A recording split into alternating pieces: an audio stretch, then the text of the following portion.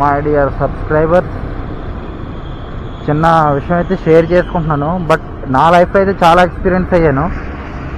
ఎవడో వస్తాడు, ఎవడో హెల్ప్ చేస్తాడు, అది ఈ జనరేషన్లో అని చెప్పి అస్సలు అనుకోవద్దు.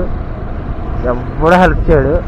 ఫైనాన్షియల్ మాట జస్ట్ వర్డ్ అయితే ఎవడైనా హెల్ప్ చేస్తాడేమో, కానీ మన ఫ్రెండ్స్ రిలేటివ్స్ కానీ 99 ప్రాబ్లమ్స్ అనేది మనకి ఆల్మోస్ట్ ఆల్ ఫైనాన్షియల్గానే ఉంటాయి.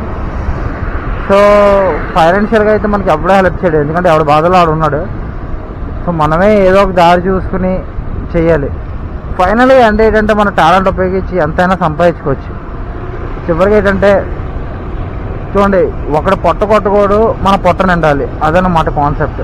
మన టాలెంట్ ఉంటే ఎన్ని లక్షలైనా సంపాదించవచ్చు, కానీ అది వేరేవాడికి బర్డెన్ కూడా అస్సలు అవ్వకూడదు.